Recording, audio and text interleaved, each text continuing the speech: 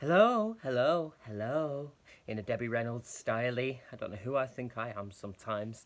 And welcome back to The Library is Open. So I hope you have brought your library cards, my darling dearests. I come to you, I come to you lukewarm, from an hour of yoga, which I do every morning, the more you know. And I thought, you know what, while I'm in a place of high energy and sort of focus, as it were, clearly not indicated by this speech, I will come and make this video. So in a different room, as you can see, I make myself laugh when I do this, like I'm taking you around my house like it's a show home. Fridge there, washer there. But you know, it has the good light this morning, so hopefully that will stay. Yeah, so I hope you're all well and that you've been doing good and sniffing all the books that you want to sniff, or anything else for that matter. That's your own personal business. So it's time, I guess, for the long awaited by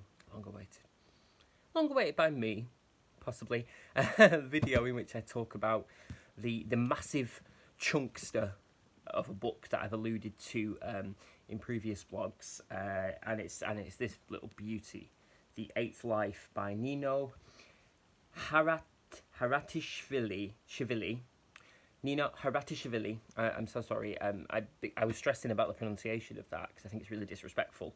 So I looked it up, and now I'm in the moment. I really hope I've got that correct.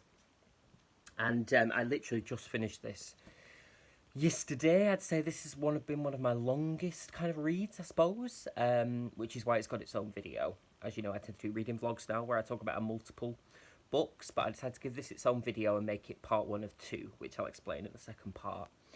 So this is approximately, well, it's not approximately, it's exactly 934 pages, and the print's quite small, just to let you know sort of what you're in for commitment-wise if you decide to pick it up.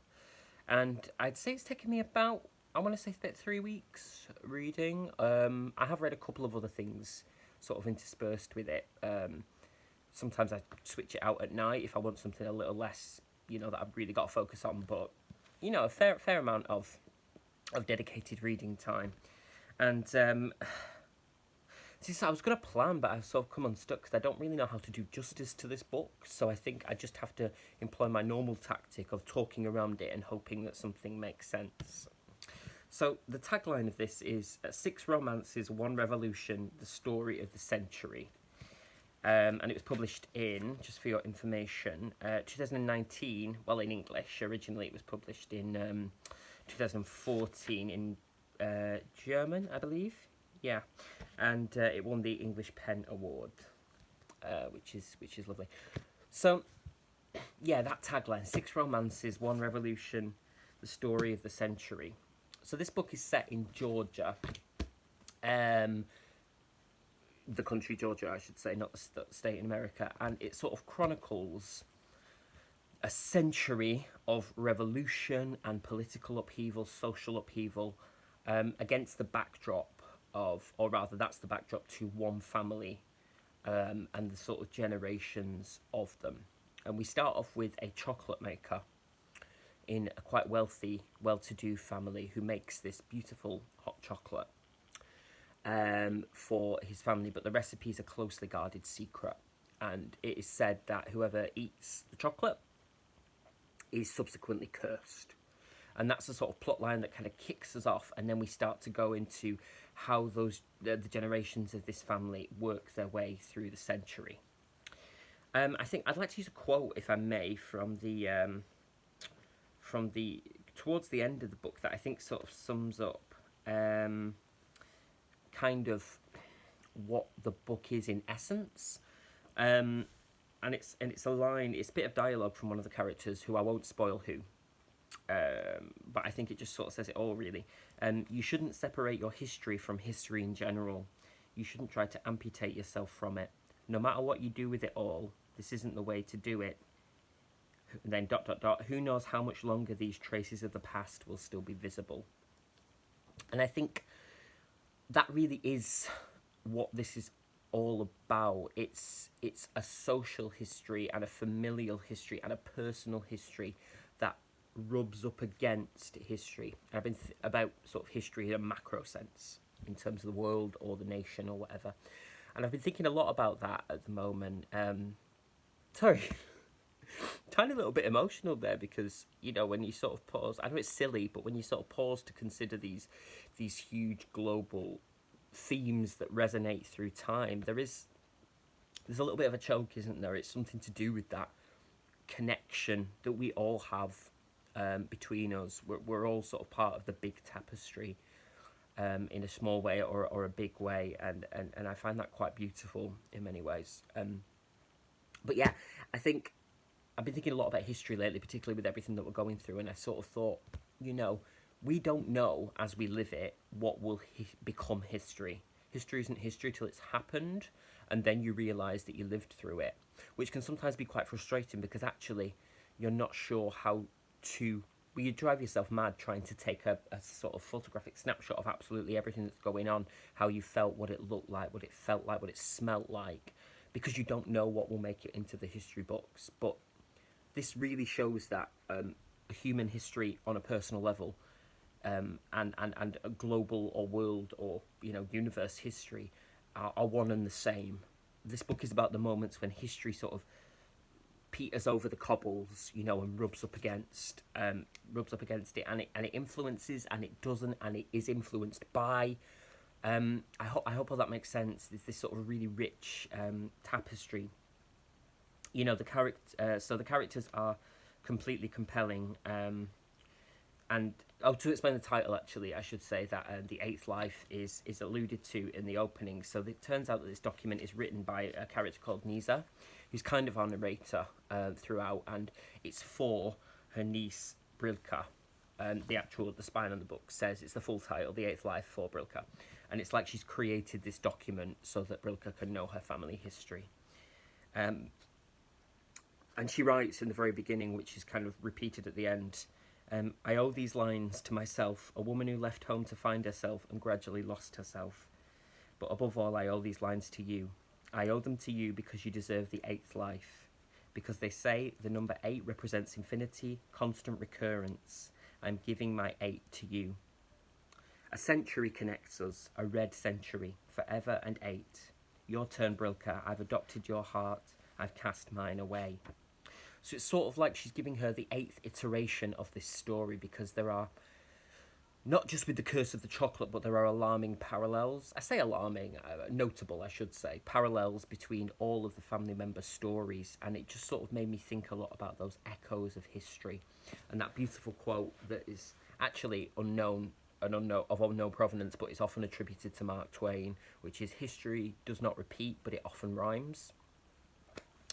And the rhyme scheme echoes through the generations as they rub up against, Lenin, Marx, Russia, the expansion and contraction of the Soviet Union, the fall of the Berlin Wall.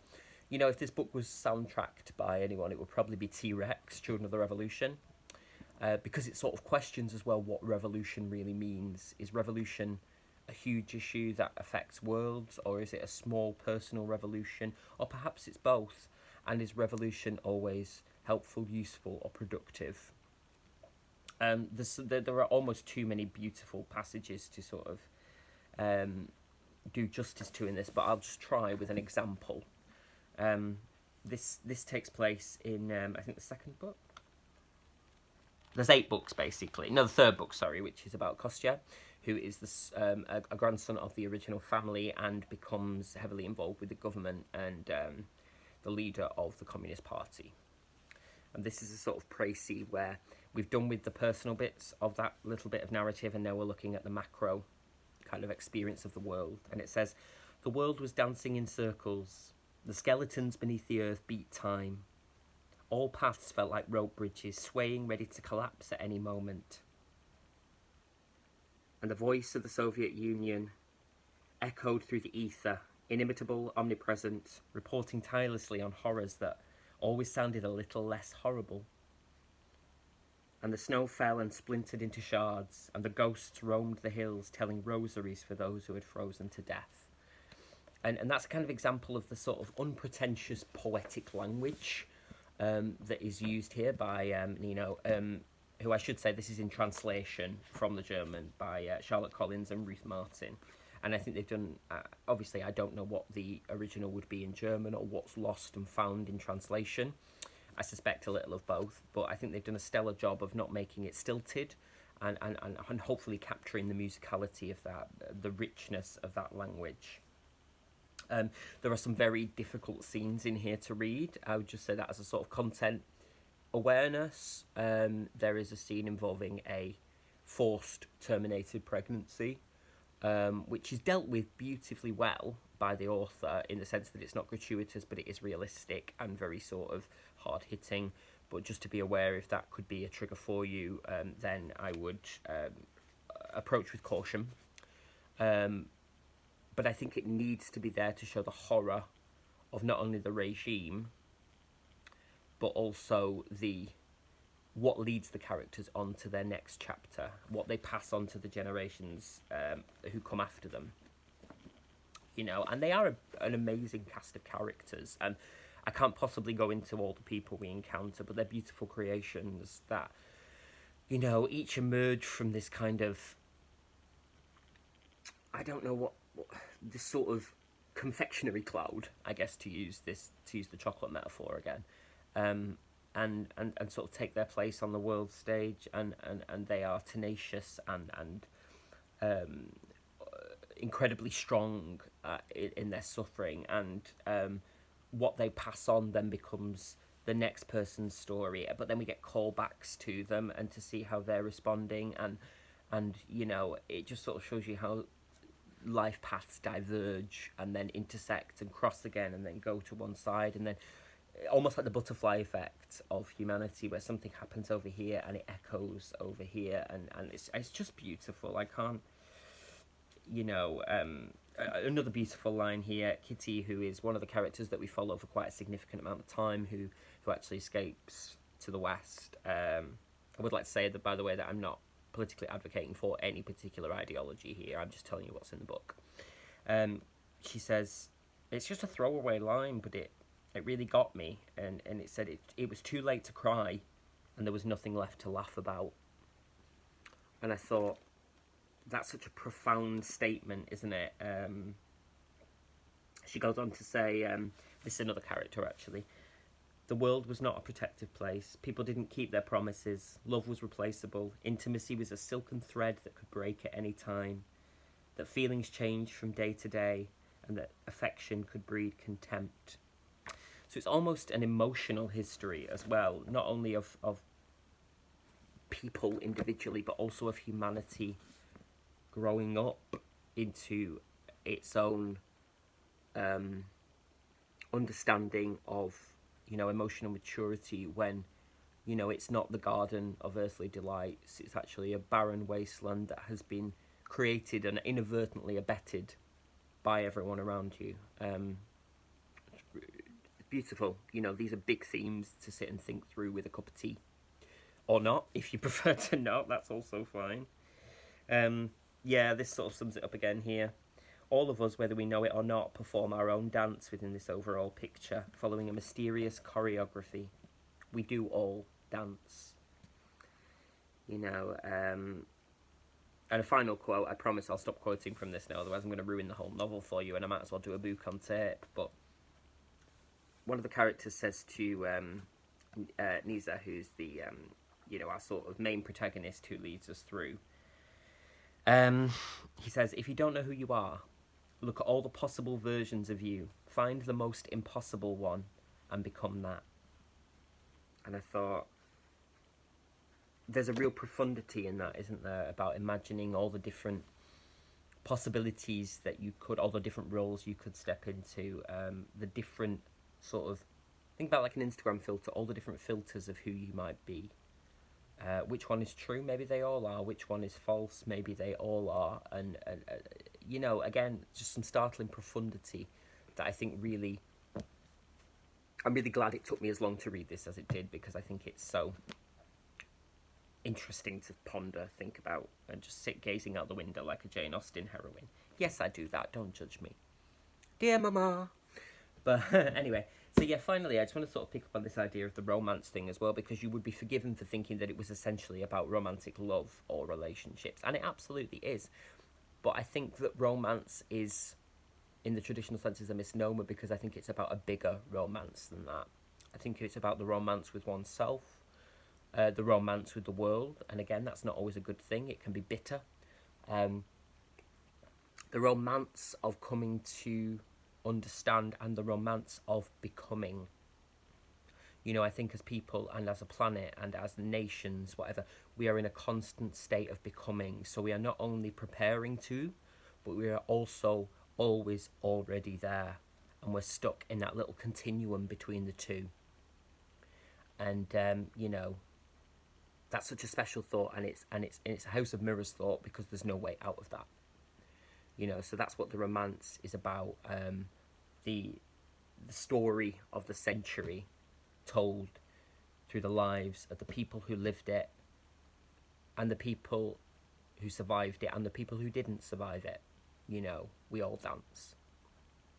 And I think that's a simultaneously terrifying and very comforting thought.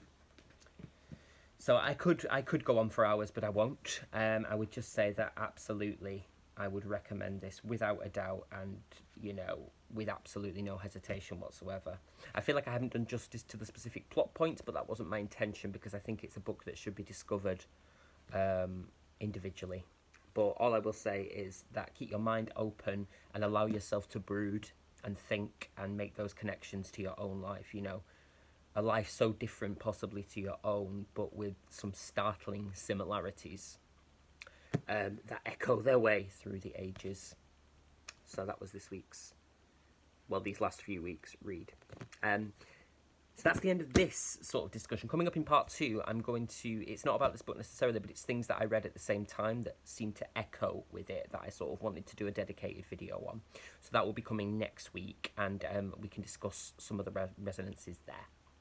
So I hope you enjoyed that little jump into chunk. That sounds weird, doesn't it? It feels like, oh, what's that film? I can't remember. If I remember, I'll post it in the comments. Jump into chunk. Ooh. So put your library cards away somewhere safe. Stop waffling, Stuart.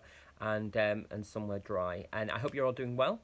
Do let me know in the comments how you felt, about this book, whether you've got any intention of reading, or whether there are any other books that give you a similar vibe, a similar feeling, or touch on similar resonances. Okay. In the meantime, do take absolutely the best care of yourself, and stay safe, stay warm, and stay sniffing. Take care. Bye-bye.